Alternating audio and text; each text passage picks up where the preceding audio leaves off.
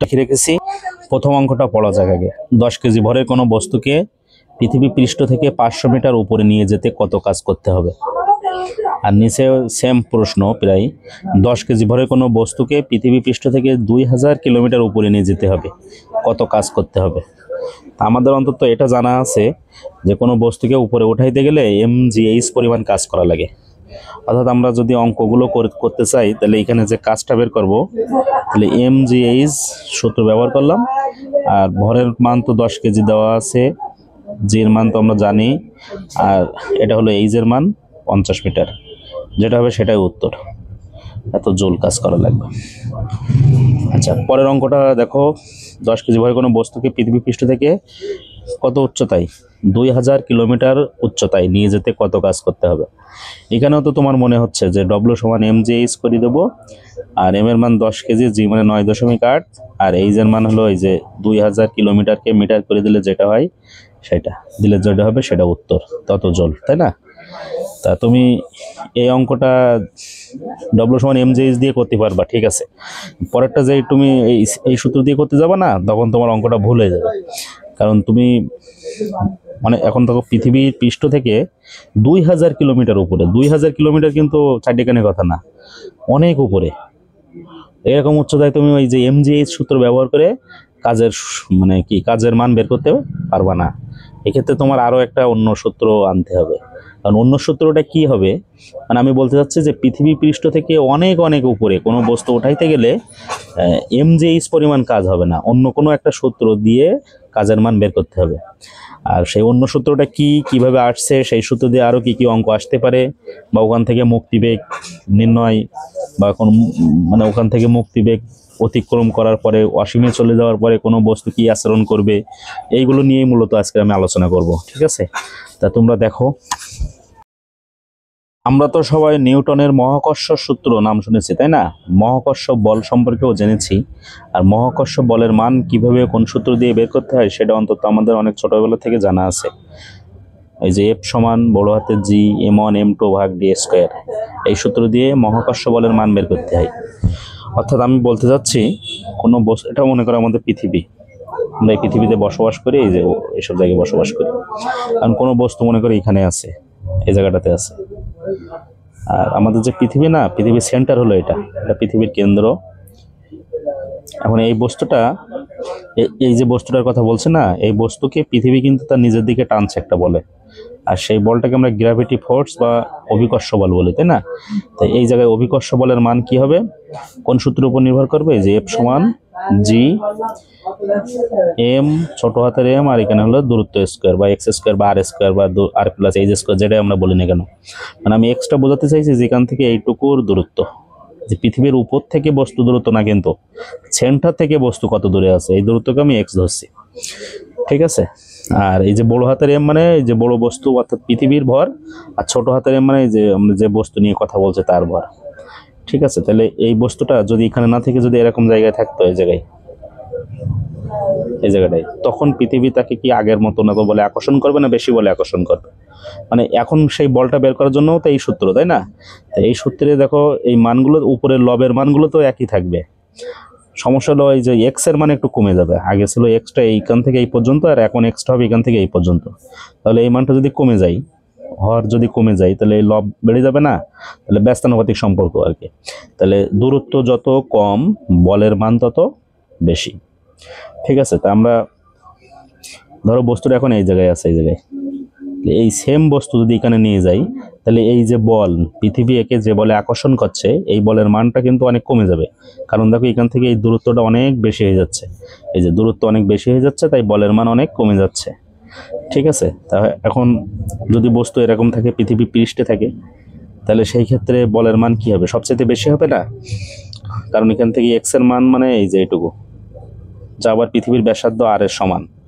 তাহলে এখানে এক্স এর মান সবচাইতে কম হয়ে যাচ্ছে এখানে। তার জন্য এই যে একটা, দুইটা, তিনটা, চারটা অবস্থান বোঝাইছি আমি, চারটা অবস্থানের ভিতরে সবচাইতে এখানে দূরত্বের মান কম, তাই বলের মানে পৃথিবী কর্তৃক আকর্ষণ বলের মান সবচাইতে বেশি হবে। তাহলে এখান থেকে এই সেম সূত্রটা আমরা এখানে এভাবে লিখি, মূলত এফ সমান জি এম এম, আর এই দূরত্ব এক্স যতটুকু, মানে এক্স মানে আর ই কিন্তু বোঝাইছে, তাহলে এখানে আর স্কোয়ার, এই সূত্রের সাথে আমরা পরিচিত। তাই না?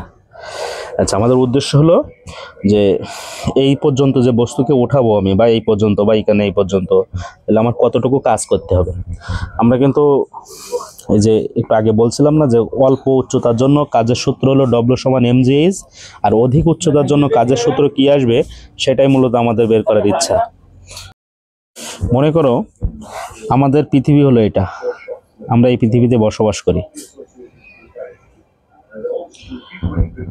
এটা হলো পৃথিবীর সেন্টার। একটা বস্তু মনে করো এখানে আছে, এই পজিশনে আছে, অর্থাৎ বস্তুটা ভূপৃষ্ঠের উপরেই আছে। এটা হলো বস্তুর আদি অবস্থান। উদ্দেশ্য কি বলতো? অনেক উপরে কোনো বস্তু নিয়ে যেতে চাই, অনেক উপরে নিয়ে যেতে আমাদের কতটুকু কাজ করা লাগবে আমরা সেটা জানতে চাই। ঠিক আছে, তা বস্তু মোটামুটি প্রথমে ভূপৃষ্ঠের উপরেই আছে। এখন এই বস্তুকে আমরা এই বস্তুকে আমরা অনেক উপরে নিয়ে যেতে চাই, এই পজিশনে নিয়ে যেতে চাই, এই জায়গাটা নিয়ে যেতে চাই। কারণ বস্তু প্রথমত কোথায় ছিল, কেন্দ্র থেকে কত দূরে ছিল, আমরা এই দূরত্বকে ধরলাম x1 বা x ইনিশিয়াল পয়েন্ট, আদি অবস্থান। ফার্স্ট এখানে ছিল তাই xi ধরলাম, কেন্দ্র থেকে কত দূরে। আর আমি নিয়ে যেতে চাচ্ছি তো এতটুকু উচ্চতায়, তা আমি কেন্দ্র থেকে কত দূরে লাস্টে নিয়ে যাচ্ছি, এই পজিশনকে, এই দূরত্বকে আমরা ধরলাম x ফিনিশ, xf। তাহলে সোজা কথা হলো বস্তু প্রথমে কেন্দ্র থেকে কত দূরে ছিল, xi পরিমাণ দূরে ছিল। এখন বস্তু কোথায় নিয়ে গেছি, কেন্দ্র থেকে কত দূরে নিয়ে গেছি, xf পরিমাণ দূরে নিয়ে গেছি। এই ক্ষেত্রে আমাদের কাজের মান কত হবে এটা আমরা জানতে চাই। তাহলে এখানে সিস্টেম হলো এরকম যে এই বস্তুকে একটা বল কিন্তু এদিকে টানছে, তাই না? আর সেই বলটার মান কি, মানে কোন বল? নিউটনের ওই যে মহাকর্ষ সূত্র থেকে যে বলের মান পাইছি আমরা, এই যে এফ গ্র্যাভিটি বা এফ জি সমান GMM ভাগ দূরত্ব স্কোয়ার। এখন আমরা এই দূরত্বকে ধরলাম হলো x ধরলাম, মানে প্রথমত আমরা x ধরছি, আর আমি এখান থেকে এই পর্যন্ত এতটা উচ্চতায় বস্তুকে নিয়ে যেতে চাচ্ছি। আমি তো অভিকর্ষ বলের বিরুদ্ধে কাজ করছি, তাই না? অভিকর্ষ বল চাইতো যে নিচের দিকে পড়ে যাক বস্তু, কিন্তু আমি তো উঠাচ্ছি বস্তুকে এই দিকে। আমি বল প্রয়োগ করছি, এটা হলো আমার এফ, আমি বা এজেন্ট, এফ এজেন্ট হলো উপরের দিকে কাজ করছে, আর অভিকর্ষ বল চাচ্ছে যে বস্তুটার জন্য নিচে পড়ে যাবে, এটা হলো এফ গ্র্যাভিটি। তাহলে দুইটা বল আমার কিন্তু এই অভিকর্ষ বলের বিরুদ্ধে কাজ করে উপরের দিকে পাঠাইতে হচ্ছে। তাহলে আমি বস্তুকে যে মানে ন্যূনতম কতটুকু বল দিলে উপরের দিকে পাঠাতে পারবো বস্তুকে, সেটা হলো এই যে এফ গ্র্যাভিটির সমপরিমাণ বল। কারণ আমরা জানি যে এখানে লব্ধি বল যদি শূন্য হয়ে যায় তাহলে বস্তু সমবেগে উপরে ওঠে। তাহলে যদি কেউ তোমাকে প্রশ্ন করে যে এখানে গ্র্যাভিটি বলের মান, সাপোজ ধরো আমি বোঝানোর সাথে বললাম যে 20 নিউটন, তুমি যদি কোনো বস্তুকে উপরের দিকে 19 নিউটনে উঠাইতে চাও তাহলে কিন্তু পারবা না, কারণ এই গ্র্যাভিটি বল একে নিচের দিকে টানছে 20 নিউটনে, আর তুমি উঠাতে চাচ্ছ 19 নিউটনে, তাহলে একটু কম হয়ে যাচ্ছে না? তাহলে তুমি তো পারবা না একে উঠাতে। তাহলে তুমি যদি 20 নিউটন বল দাও তাইলে উপরে উঠবে, যদি 22 নিউটন বা 23 নিউটন বা 20-র বেশি যে কোনো বল দাও তাইলে উপরে উঠবে। তো এখানে ব্যাপার হলো যে তুমি যদি অভিকর্ষ বলে সমান পরিমাণ বল উপরের দিকে দাও তাহলে বস্তুটা সমবেগে উপরে উঠবে, আর যদি তুমি বেশি বলে দাও তাহলে ত্বরণে উপরে উঠবে। তা আমরা ন্যূনতম যে বলটা দিতে হবে সেটা ধরে নিলাম যে এফ জির সমান পরিমাণ বল। ঠিক আছে, তাহলে এখানে আমি কোনো বস্তুকে পৃথিবী পৃষ্ঠ থেকে উপরের দিকে নিয়ে যেতে গেলে ন্যূনতম কতটুকু বল দিতে হবে, মানে আমার প্রযুক্ত বল হলো এফ এজেন্ট, এই ন্যূনতম বলটা মোটামুটি এফ জির সমান হতে হবে।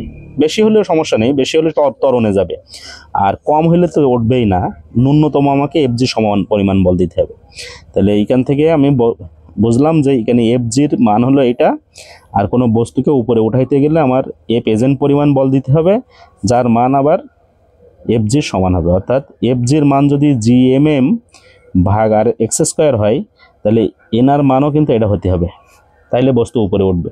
ঠিক আছে, এখন আমরা ক্ষুদ্র অংশ বিবেচনা করব।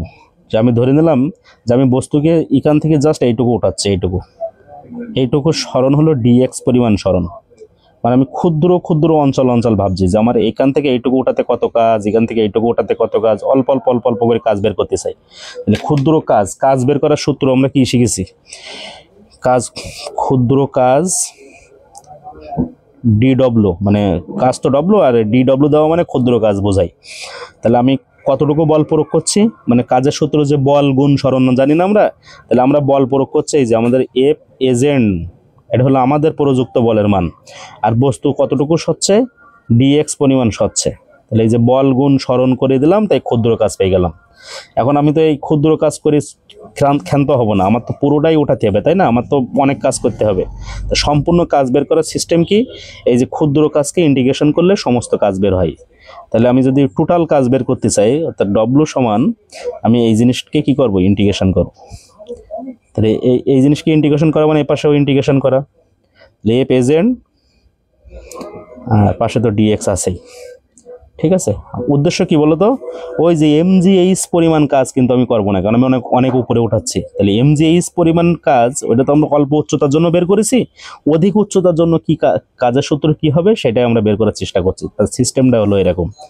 এখন আমি ইন্টিগ্রেশন কেন করলাম, ক্ষুদ্র থেকে আমি সম্পূর্ণটা বের করতে চাই, এই জন্য আমরা ইন্টিগ্রেশন করলাম। এবার ইন্টিগ্রেশন করলে তো লিমিট বসাতে হয়।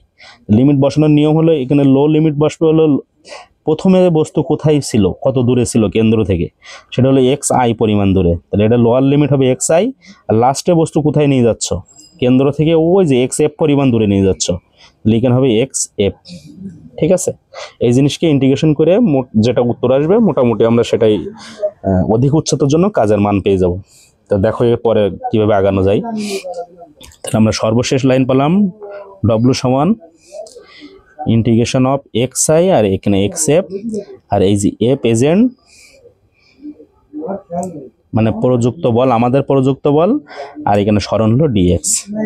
এবার আমি কিছুক্ষণ আগে কিন্তু বলছিলাম যে এফ এজেন্টের মান ন্যূনতম হতে হবে এফ জির সমান পরিমাণ, আর এফ জির মান তো এই যে সূত্র। তাহলে এফ এজেন্টের মান এটা বসাই দিবা।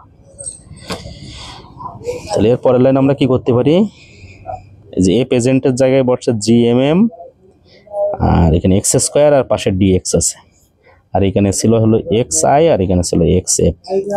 আচ্ছা, এর মধ্যে স্বাধীন চলক হলো এক্স, আর এক্স বাদে বাকিগুলো সব ধ্রুবক।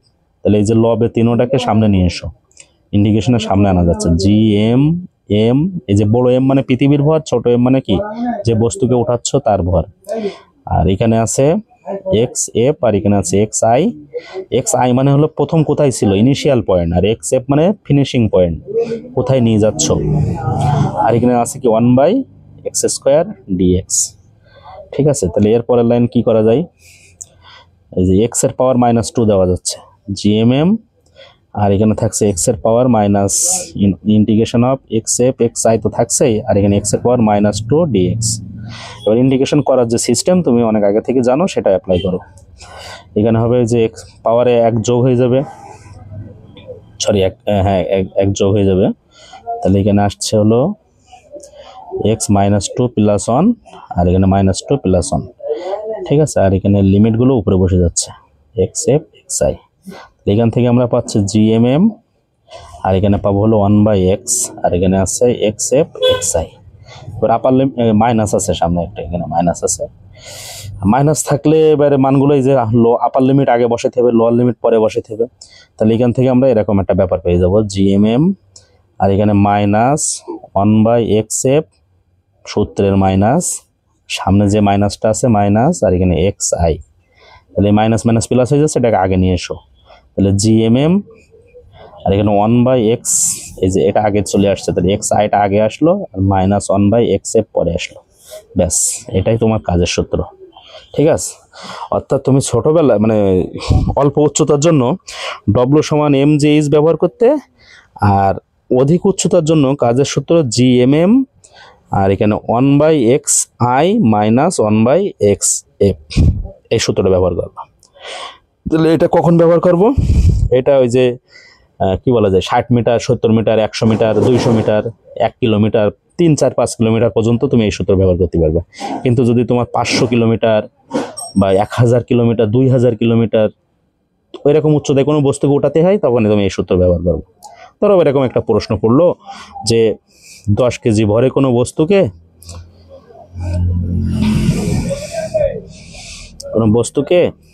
পৃথিবী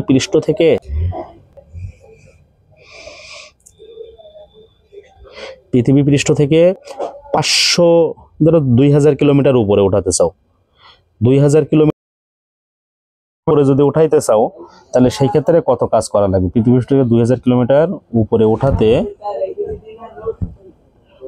উঠাতে কৃত কাজ কত, বা তোমাকে কত কাজ করতে হবে? তুমি যদি এখানে পাগলের মতো ডব্লিউ সমান এম জি বসাই দাও তাহলে তোমার অঙ্কটা ভুল হয়ে যাবে। তোমার এখানে মান বসাইতে হবে এরকম GMM যে 1/xi। এখানে একটা ব্যাপার আছে, xi মানে তুমি ফার্স্টে কোথায় ছিল, মানে বস্তুটা ফার্স্টে কোথায় ছিল, আর xf মানে কোথায় নিয়ে যাচ্ছ।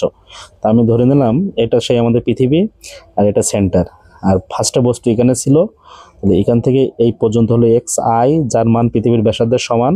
আর আমি বস্তুকে এখান থেকে আরো 2 কিলোমিটার উপরে নিয়ে 2000 কিলোমিটার উপরে নিয়ে যেতে চাই, অর্থাৎ বস্তুকে আমি এই জায়গায় নিয়ে যেতে চাই। তাহলে এখন এখান থেকে এই দূরত্বটা কত হবে? আর এর সাথে আরো 2000 কিলোমিটার যোগ হয়ে যাবে, বুঝেছো ব্যাপারটা? তাহলে এখানে xi মানে আর এখানে যে সূত্রের মাইনাস আছে, আর xf মানে যেখানে তুমি লাস্ট পর্যন্ত নিয়ে যাচ্ছ বস্তুকে, এটা হবে যে r প্লাস 2000, বা আমি এখানে r প্লাস এইচ দিলাম, এইচের মান 2000 কিলোমিটার দিয়ে এখানে মানগুলো বসাই দিলে মোটামুটি উত্তর হয়ে যাবে। ঠিক আছে? তাহলে অনেক দূর পর্যন্ত বা পৃথিবী থেকে অনেক বেশি উচ্চতা পর্যন্ত কোনো বস্তু নিয়ে যেতে গেলে কাজের সূত্র হবে এটাই।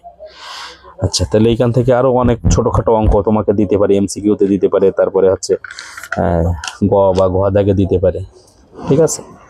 আচ্ছা, এর উপর ভিত্তি করে আমরা আরো অন্যান্য প্রশ্ন সমাধান করতে পারবো, যেরকম মহাকর্ষীয় বিভব শক্তি। এই ব্যাপারটা এখান থেকে ক্লিয়ার হবে। তাহলে মহাকর্ষীয় বিভব শক্তি কথার মানে কি একটু এটা খেয়াল করো। মহাকর্ষীয় বিভব শক্তি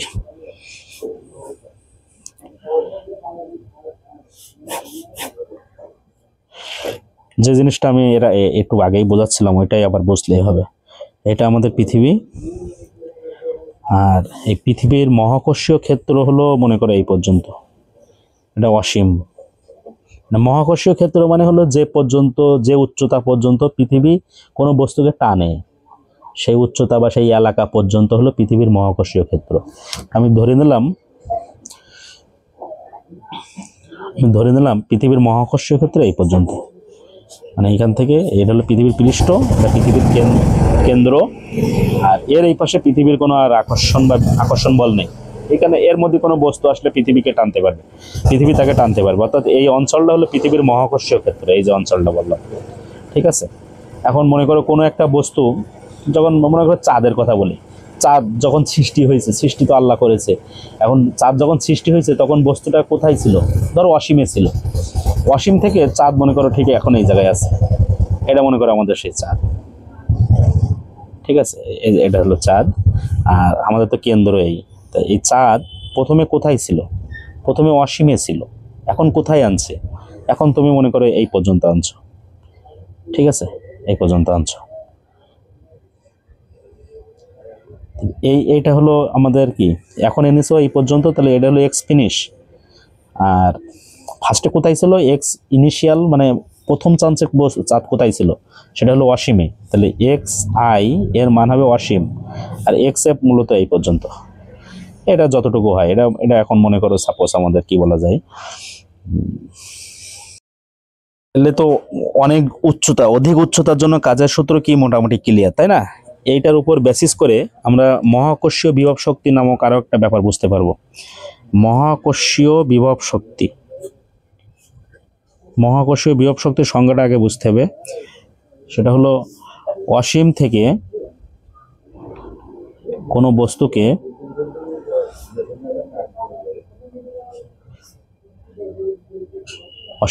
বস্তুকে মহাকর্ষীয় ক্ষেত্রের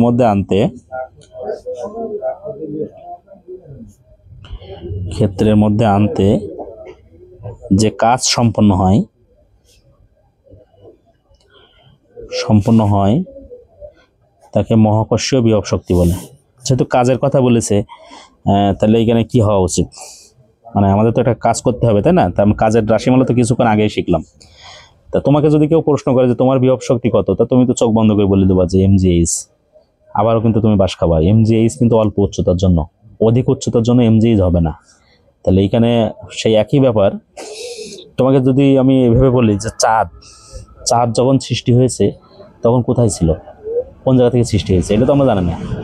আমরা কি ওই যে বিগ ব্যাং বা আরো অন্যান্য কোনোভাবে নাকি হয়তো চাঁদ সৃষ্টি হয়েছে। চাঁদ যখন সৃষ্টি হয়েছে ফার্স্ট, তখন ও কোথায় ছিল? অসীমে ছিল। আর এখন তো আমরা একটা নির্দিষ্ট জায়গায় দেখতে পাই যে আমাদের পৃথিবী থেকে এত উচ্চতায় চাঁদ আছে, 3,84,000 কিলোমিটার উপরে, তাই না? তা এটা দিয়েও বোঝা যায়, মনে করো এটা হলো আমাদের পৃথিবী, আর পৃথিবীর মহাকর্ষীয় ক্ষেত্র এই পর্যন্ত। মহাকর্ষীয় ক্ষেত্র মানে যে পর্যন্ত পৃথিবী কোনো বস্তুকে আকর্ষণ করতে পারে। এর এই পাশে কোনো বস্তু থাকলে পৃথিবীর রেঞ্জের বাইরে পৃথিবী তাকে কোনো ফিলিংস দেবে না, আকর্ষণ করবে না।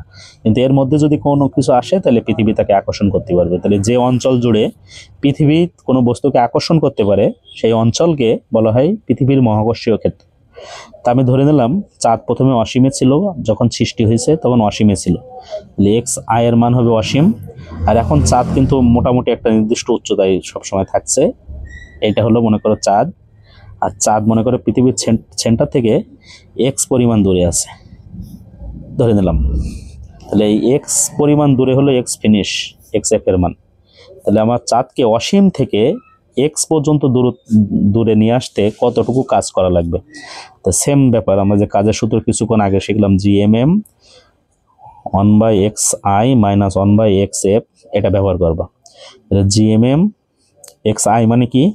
ইনিশিয়াল পয়েন্ট, ফার্স্টে কোথায় ছিল? তো ফার্স্টে চাঁদ কোথায় ছিল? অসীমে ছিল, তাহলে এইখানে আমরা দেবো ইনফিনিটিভ, অসীম। আর এখন কোথায় আছে? এখন আছে এক্স পরিমাণ দূরে, এই যে আমরা ধরে নিলাম। তাহলে 1/ইনফিনিটিভ মানে তো 0, তাহলে এখানে আছে জিএমএম 0 মাইনাস 1/x, তাহলে মোটামুটি আমরা এরকম পাই মাইনাস জিএমএম বাই এক্স। অর্থাৎ বিভব শক্তির মান সর্বদা, মহাকর্ষী বিভব শক্তির মান সর্বদা ঋণাত্মক। ঠিক আছে, এটা মনে রাখতে হবে। আর এই যে এখানে এই যে বিভব শক্তি নির্ভর করছে কিন্তু এক্স এর উপরে। ঠিক আছে, তা আমি এটা এইভাবে বোঝাই মূলত, খেয়াল করো। ধরো একটা বস্তু, এই পৃথিবী, আর এখানে একটা বস্তু আছে।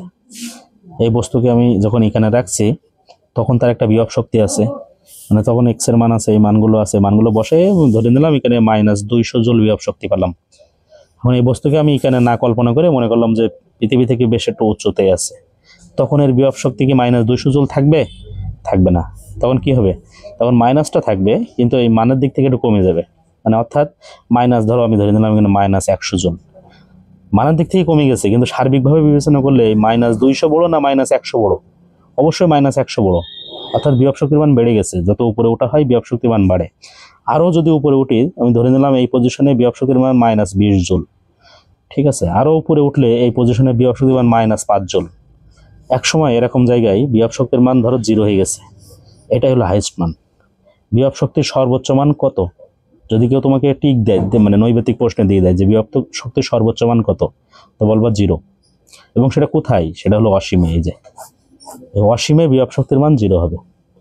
ঠিক আছে, এটা খুব মানে মারাত্মক একটা এমসিকিউ, এটা মনে রাখবা। আচ্ছা, এখন দেখো এরকম একটা প্রশ্ন দিয়েছে। তাহলে আমরা শিখলাম কি? আমরা শিখলাম হলো এই যে মহাকর্ষীয় বিভব শক্তির সূত্র কি। এখানে সূত্রে কি কি লাগছে? দূরত্ব লাগছে, পৃথিবীর ভর তো নাই দিলেও হচ্ছে, আর বস্তুর ভর দিয়ে দেবে। অর্থাৎ তোমাকে যদি এরকম কোনো প্রশ্ন দেয় যে 10 কেজি ভরের কোনো বস্তু পৃথিবী পৃষ্ঠ থেকে 500 কিলোমিটার উপরে রয়েছে, বস্তুটির মহাকর্ষীয় বিভব শক্তি কত? ঘাবড়ানোর কোনো কারণ নেই, এই প্রশ্ন তুমি এই সূত্র দিয়ে কাজ করতে পারবে। ঠিক আছে, মেন তোমার বেসিক বুঝতে হবে। বেসিক না বুঝে সূত্র মুখস্থ করলে তুমি ভুলে যাবা যে সূত্র কিভাবে আসছে। এখান থেকে এমসিকিউ গুলো হবে, আবার মোটামুটি বড় বড় প্রশ্নগুলো অ্যান্সার তুমি দিতে পারবে। ঠিক আছে, আচ্ছা, এটার উপর ভিত্তি করে আমরা এখান থেকে আরেকটা প্রশ্ন অ্যাড করতে পারে যে বিভব শক্তির সমপরিমাণ শক্তি যদি তুমি বাইরে থেকে প্রয়োগ করতে পারো, তাহলে ওই বস্তুটা ওখান থেকে ছিটকায় অসীমে হারাই যাবে। সাপোজ এই অঙ্কটার কথা বলি, এই অঙ্কটা যদি আমরা করে দেখাতে চাই, তাহলে এটার বিভব শক্তির মান কত আসে আমরা একটু দেখি। বিভব শক্তি আসবে হলো -6.673 ইন্টু 10⁻⁻11। ওয়েট, আমি উত্তরটা বের করি। আর এখানে আছে পৃথিবীর ভর হলো 6 × 10^24 কেজি, তারপরে বস্তুর ভর 10 কেজি। একে আমরা ভাগ দেব হলো দূরত্ব দিয়ে। দূরত্ব দেওয়া আছে কত? 500 কিলোমিটার। 500 কিলোমিটার দিয়ে যদি ভাগ করে দেওয়া হয় তাহলে আমরা কত পাচ্ছি দেখছি। এটা পাচ্ছি হলো 8 ইন্টু 10^, কত 2 4 6 8 9, 10^9 বিভব শক্তির একক জুল, এতটুকু পাচ্ছি। ঠিক আছে, তাহলে এই প্রশ্নের অ্যান্সার এত। আবার যদি প্রশ্নটা এভাবে ঘোরায় দেয় যে বস্তুটিকে অসীমে বিলীন করে দিতে বাইরে থেকে কত শক্তি দিতে হবে, এটাই উত্তর।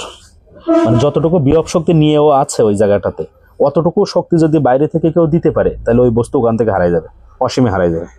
ঠিক আছে, তাহলে এগুলো মনে রাখতে হবে। এখন দেখো আমরা মুক্তিবেগ করতে পারবো এখান থেকে। মুক্তিবেগ মানে এসকেপ ভেলোসিটি। মুক্তিবেগের ব্যাপারটা আগে সংজ্ঞাটা দেখো। এসকেপ ভেলোসিটি বা মুক্তিবেগ, যাকে আমরা এসকেপ ভেলোসিটি বলি, এসকেপ ভেলোসিটি সংক্ষেপে আমরা ভিইএস দ্বারা প্রকাশ করি। সংজ্ঞা হলো এরকম: ন্যূনতম যে বেগে নিক্ষেপ করলে কোনো বস্তু মহাকর্ষীয় ক্ষেত্র অতিক্রম করে বা অসীমে হারায় যায়, অতিক্রম করে, সেই ন্যূনতম সেই বেগকে বলা হয় এসকেপ ভেলোসিটি। মানে ব্যাপারটা এরকম, মনে করো এটা আমাদের পৃথিবী, আর পৃথিবীর মহাকর্ষীয় ক্ষেত্র মনে করো এই পর্যন্ত, এটা হলো অসীম পর্যন্ত বিস্তৃত। আচ্ছা, তাহলে আমার কোনো একটা বস্তু মনে করো এখানে আছে, এই যে পৃথিবী পৃষ্ঠ আছে, কারণ আমি চাই এই বস্তুটাকে অসীমে বিলীন করে দিতে। অর্থাৎ আমি এই বস্তুকে যদি অল্প কিছু বেগে ছড়ি, এইভাবে অল্প একটু বেগে ছড়লাম, তাহলে কোনো বস্তুকে যদি অল্প একটু বেগে ছোড়া হয় তাহলে সে আবার কিন্তু পৃথিবীতে ব্যাক করে। এইভাবে ছড়লাম, বস্তু আবার পৃথিবীর দিকে চলে আসছে এইভাবে। ঠিক আছে, তা আমি আরও জোর খাটালাম, তখন আমি কি করলাম, বস্তুকে আরও জোরে নিক্ষেপ করলাম, তখন দেখলাম বস্তুটা এই পর্যন্ত উঠে আবারও পৃথিবীতে ব্যাক করেছে। তাহলে তো এটা মুক্তিবেগ হলো না। মুক্তিবেগ তখনই হবে যখন এই বস্তুটা এখান থেকে এই যে অসীম পর্যন্ত আসবে, অসীম পর্যন্ত এসে এখান থেকে আরও ব্যাক করবে না, এই অসীমে চলে যাবে, সেই বেগকেই তো মুক্তিবেগ বলা হয়। এর জন্য আমরা ন্যূনতম যে বেগটা দেব না, এই বেগকেই বলবো হলো এসকেপ ভেলোসিটি। এই ভিইএস পরিমাণ বেগ যদি আমি এখানে দিতে পারি, মানে মুক্তিবেগের সমান পরিমাণ, তাহলে এই বস্তুটা কি করবে, এখান থেকে আরও ব্যাক করবে না, ঠিক এই যে অসীমে চলে যাবে। তাহলে এই ক্ষেত্রে আমরা মুক্তিবেগ যদি পেতে চাই তাহলে শুরুটা করবো কিভাবে? দেখো, আমরা তো জানি যে এই বস্তুকে আসলে এই পর্যন্ত উঠাইতে গেলে একটা কাজ হয়, আর সেই কাজের সূত্র কি জানি, জিএমএম 1/xi আর এখানে 1/xf, এই সূত্র তো জেনে বসে আছে, তাই না? আচ্ছা, এখন আমি যদি এই বস্তুকে উপরের দিকে নিক্ষেপ করি তাহলে নিশ্চয় একটা শক্তি দিতে হবে না এখান থেকে। সেই শক্তিটা হলো বস্তুতে কোন শক্তি আকারে দিতে হবে, গতিশক্তি আকারে দিতে হবে। অর্থাৎ আমি যে এখান থেকে যে গতিশক্তিটা দেব, এই গতিশক্তিটা অবশ্যই এই কাজের সমান হতে হবে, তা না হলে বস্তু ওখান থেকে চলে যাবে না। ঠিক আছে, আর এখানে আরেকটা ব্যাপার, আমি যদি অসীম পর্যন্ত নিয়ে যেতে চাই তাহলে বস্তু ফার্স্টে কোথায় ছিল, এখানে না, তাই কেন্দ্র থেকে এটাকে তো আমি আদি অবস্থান ভাববো, আর এই দূরত্বটা আদি দূরত্ব, তাই না, এক্স আই এর মান যেটা হলো আর এর সমান।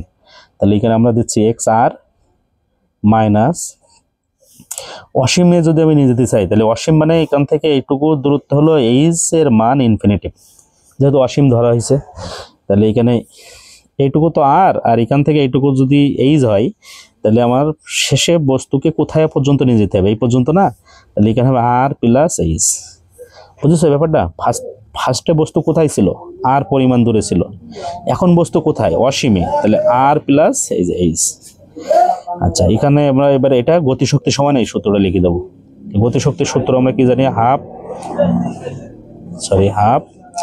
এম ভি স্কোয়ার, এই যে ভি স্কোয়ার যায় ভিইএস দিছি, মানে আমি চাই যে বস্তুটা অসীমে চলে যাক, তাই আমরা সেইটাকে মুক্তিবেগ দিছি, আর মুক্তিবেগের যে শুধু তো ভি দেওয়া হয় না, ভিইএস দেওয়া হয়, তাই আমরা সেটা লিখছি।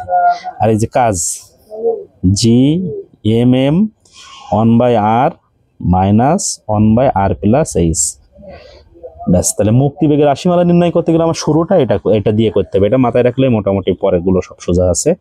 তাহলে উভয় পাশ থেকে কি বাদ যায় দেখো, ও তার আগে মান বসাই, ওই বাদ, তাহলে হাফ VES এর মাথায় স্কোয়ার আছে দিলাম, আর GM তো থাকে এখানে দিলাম, 1/r রাখলাম, মাইনাস 1/r প্লাস এইচের মান কিন্তু অসীম, তাহলে এখানে r প্লাস ইনফিনিটিভ। অসীম মানে কি অনেক অনেক বেশি বেশি মান আর কি, অনেক বড়। তাহলে এই যে 1/2 VES স্কোয়ার দিলাম, GM 1/r রাখলাম, মাইনাস যা r এর সাথে অসীম যোগ করে দিলে অসীমই পাওয়া যায়, মানে অনেক বড় সংখ্যার সাথে যদি কিছু যোগ করা হয় তা বড় সংখ্যাই পাওয়া যায়। তাহলে এর পরের লাইন আমরা কি লিখতে পারি, GMM 1/r, আর এই যে 1 অসীম মানে 0। ঠিক আছে, তাহলে আমরা সর্বশেষ লাইন পাচ্ছি VES স্কোয়ার, আর 2 ওই পাশে গুণ হয়ে যাচ্ছে 2GM, আর নিচে থাকছে r স্কোয়ার, ওই পাশে গেলে রুট হয়ে যাবে। তাহলে এখানে আমরা সূত্রটা মোটামুটি এরকম পাচ্ছি, 2GM ভাগ r। ব্যাস, এটাই হলো মুক্তিবেগের রাশিমালার সূত্র, মানে মুক্তিবেগের সূত্র আর কি। তুমি এটা এইভাবে পরীক্ষা আসে অনেক সময় যে মুক্তিবেগের রাশিমালা প্রতিপাদন করো, তখন তোমাকে এইভাবে করে দেখাতে হবে। আবার এই সূত্র থেকে আরো অন্য বুদ্ধি আছে, অন্যান্য সিস্টেমে যাওয়া যায়। দেখো আমি কিভাবে আগাই, তাহলে এটা একটা মার্ক করে রাখো যে এই সূত্র তোমার দরকার। আর এখানে রুট রাখলাম, 2GM ভাগ r আছে না, আমি r স্কোয়ার দিলাম, এখানে একটা r দিয়ে গুণ করলাম, যাতে আমি r কেটে দিলে আগের মতন হয়ে যায়। আর এদের সুবিধা কি জানো, যে GM ভাগ r স্কোয়ার, এটা মানে তো ছোট হাতের g, তাহলে এখানে তো 2 আছে, সামনে একটা থাকলো, আর এইটুকু মানে কি, এই যে এখান থেকে এইটুকু মানে ছোট হাতের g, আর পাশে তো একটা r আছে। তাহলে মুক্তিবেগের আরো একটা সূত্র পেয়ে গেলাম। এই আবার তুমি যদি এখান থেকে এই যে m সমান রো v বসায় দাও, যে VES সমান √2g, m সমান কি রো v, আর নিচে আছে r। এবার v মানে তো আয়তন, তাই না, তা আয়তনের সূত্র ব্যবহার করো, 4/3 পাই r কিউব, নিচে তো একটা r আছে, এই r এর সাথে r কিউব কাটাকাটি দিলে এখানে r স্কোয়ার থাকে। তাহলে এখানে পাচ্ছ কি 4 2 8, 8/3 g, তারপরে পাই রো আর r স্কোয়ার। তাহলে এখানে আর যদি সামনে নিয়ে আসো তাইলেও হবে, এই অবস্থায় রাখলে হবে। তাহলে VES এর মান আমরা পাচ্ছি হলো, আর বাইরে নিয়ে আসলাম, স্কোয়ার রুট কেটে গেল, আর রুটের ভিতরে থাকলো 8/3 g পাই রো এই পর্যন্ত। এই হলো মুক্তিবেগের আরো একটা সূত্র। সর্বশেষে আমরা দেখলাম যে এই একটা মুক্তিবেগের সূত্র, এই একটা মুক্তিবেগের সূত্র, এই একটা মুক্তিবেগের সূত্র। তোমার এই সূত্রে কি কি দেখো লাগছে, এখানে ভর লাগছে, আর হলো এই যে ব্যাসার্ধ লাগছে। তো তোমার যদি কোনো অঙ্কে বলে দেয় যে মঙ্গল গ্রহের ভর এত আর ব্যাসার্ধ এত, মুক্তিবেগ কত মঙ্গল গ্রহের, তখন তুমি এই সূত্র দিয়ে অঙ্ক করতে পারবা। আবার যদি তোমার এটা দিয়ে দেয় যে মঙ্গল গ্রহের পৃষ্ঠের অভিকর্ষ ত্বরণ এত আর r এর মান এত, তাহলে সেখানে মুক্তিবেগ কত, তখন তুমি এটা করতে পারবে। তখন তোমার এই সূত্র না দিয়ে এটা দেওয়া ভালো। যদি কখনো ঘনত্ব বলে দেয়, ঘনত্ব আর ব্যাসার্ধ, তাহলে তুমি এই সূত্র দিয়ে করতে পারবে। ঠিক আছে, এগুলো মাথায় রাখবা। মোটামুটি তোমার যদি এই বেসিকগুলো জানো, তাহলে তুমি ছোটখাটো যে কোনো অঙ্ক মোটামুটি করতে পারবে। এরপরে দেখো, তাহলে আমরা মুক্তিবেগের সূত্রগুলো এক জায়গায় করে ফেলি। এই হলো আমাদের কোনো একটা গ্রহ বা পৃথিবী যাই বলি না কেন, আর এটা হলো তার কি বলা যায়, তার হলো মহাকর্ষীয় ক্ষেত্র। এখন এখান থেকে এটা হলো তার সেন্টার, আর বস্তু আছে এরকম জায়গায়। তাহলে মুক্তিবেগের সূত্র আমরা পেলাম √2gm ভাগ r, এটা অথবা √2gr, অথবা মুক্তিবেগের সূত্র হলো r √8/3 g পাই রো, এরকম সূত্র শিখলাম, তাই না? তো দেখো আমি এই যে 3টা সূত্র লিখেছি, এই 3টা সূত্রের ভিতরে কোথাও কোণ আছে, কোণের মান আছে? নেই তো, থেটা তো নেই কোথাও, তাই না? তাহলে তুমি মনে রাখবা যে মুক্তিবেগের মান কখনো কোণের নিক্ষেপণ কোণের উপর নির্ভর করে না, যে তুমি কত কোণ করে মারলে। তুমি যদি এখান থেকে কোনো বস্তুকে এরকম খাড়া ছড়ো, তাহলেও তার মুক্তিবেগ যা হবে, এখান থেকে এইভাবে ছড়লেও তার মুক্তিবেগ তাই হবে, মানে কোণের উপরেও নির্ভর করে না।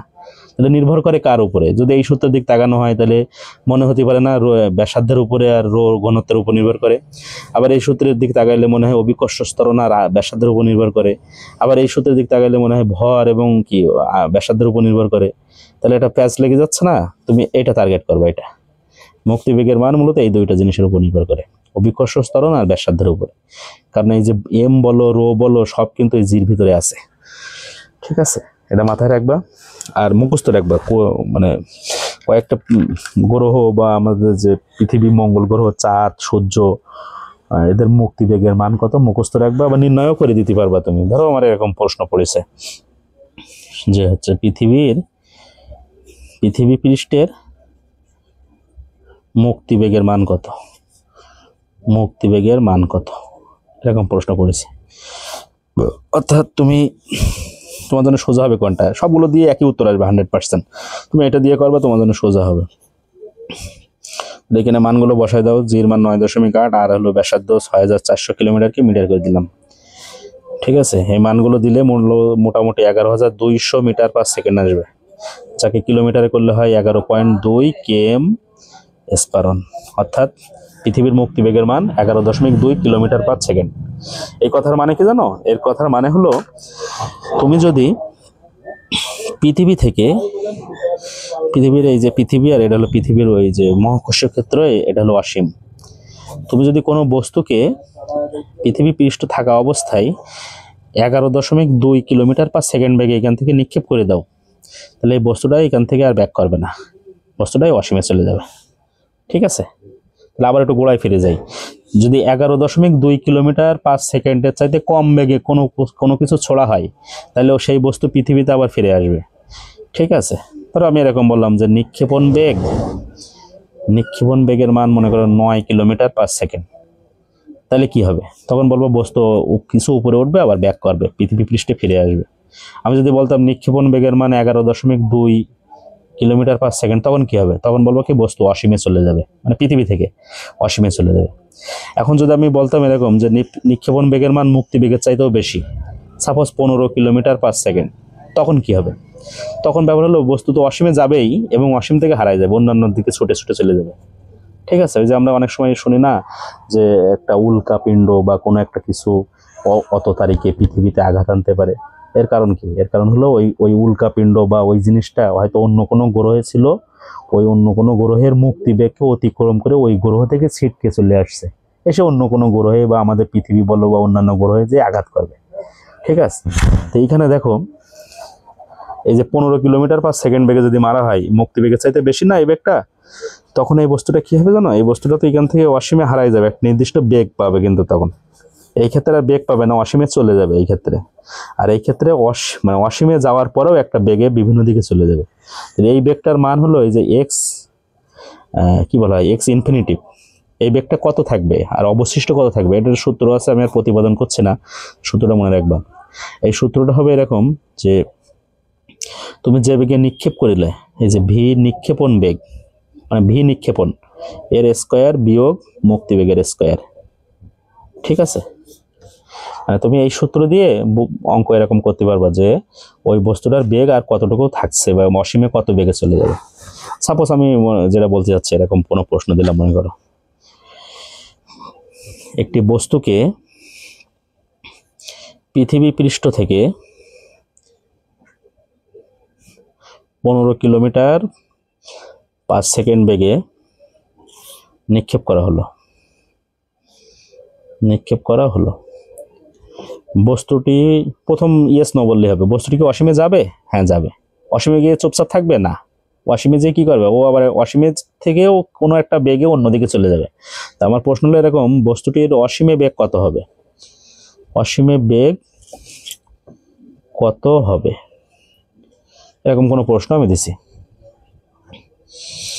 তাহলে এই ক্ষেত্রে আমরা যে সূত্র লিখলাম, অসীমের বেগ সমান নিক্ষেপণ বেগের স্কোয়ার, তাহলে এই যে 15 কিলোমিটার পার সেকেন্ডের স্কোয়ার বিয়োগ মুক্তি বেগের মানটা জানা লাগবে, তার স্কোয়ার দিলে যেটা হবে সেটা উত্তর। ঠিক আছে, তাহলে এইভাবে অঙ্ক করা যাবে। আচ্ছা, তারপরে দেখো আমরা আরো কিছু টুকটাক সমাধান করি।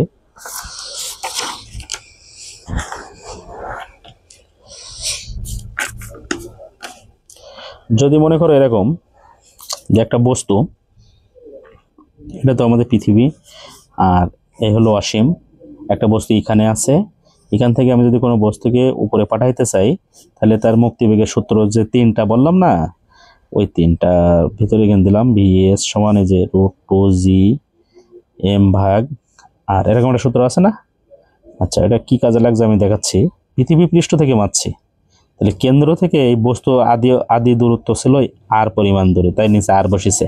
তো এমনও তো হতেই পারে, তাই না, যে বস্তুটা প্রথমে পৃথিবী পৃষ্ঠে ছিল না, মনে করো পৃথিবী থেকে অলরেডি সে 500 কিলোমিটার উপরেই ছিল, ঠিক আছে, এইটুকু উচ্চতায় ছিল ফার্স্ট। এখন কিনা আমি মানে বস্তুকে উপরের দিকে উঠাতেছি। মানে এরকম ঘটনা যে একজন মানুষকে মেঝে থেকে 20 তলা বিল্ডিং এর উপর উঠাইতে হবে, তাহলে সেই ক্ষেত্রে তার জন্য আমার যে কাজটা করা লাগবে, সে যদি অলরেডি 17 কিলোমিটার উচ্চ মানে 17 তলার উপরেই থাকে, সেখান থেকে 20 তলার উপরে উঠাইতে গেলে আমার তো অতটুকু কাজ করা লাগবে না। মানে মেঝে থেকে 20 তলায় উঠাতে যত কাজ, 17 তলা থেকে 20 তলায় উঠাতে কি অত কাজ হবে? নিশ্চয়ই কম কাজ হবে। তা আমি ওরকম কিছু বোঝাতে চাই। ভূপৃষ্ঠে আছে, এখান থেকে কোনো বস্তুকে অসীমে পাঠাইতে গেলে আমার এইটা সূত্র মুক্তিবেগের।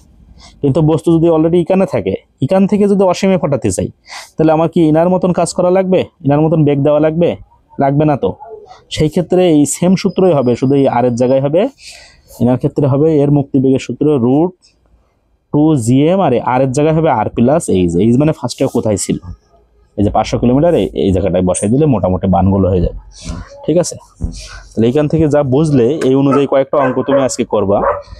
যেরকম এরকম একটা প্রশ্ন দেওয়া হয়েছে, মনে করো মঙ্গল গ্রহের ভর পৃথিবীর ভরের 1.1 গুণ, আর ব্যাসার্ধ মনে করো পৃথিবীর কি দেওয়া যায়, পৃথিবীর 1.5 গুণ। মঙ্গল গ্রহের পৃষ্ঠের মুক্তিবেগ কত? চেষ্টা করবা। তারপরে দেখো, যদি এরকম দেওয়া হয় যে চাঁদের ভর পৃথিবীর ভরের 81/1 ভাগ, আর ব্যাসার্ধ 1/4 1/4 হলে চাঁদের পৃষ্ঠের মুক্তিবেগ কত? এটা করবা। তারপর আরেকটা অঙ্ক লেখো, এটা ভালো অঙ্ক, যে এ ও বি দুইটি গ্রহের মুক্তিবেগের অনুপাত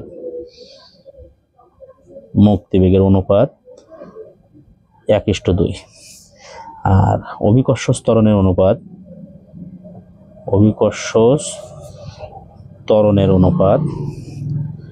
4:5 হলে গ্রহ দুইটির ব্যাসার্ধের অনুপাত কত?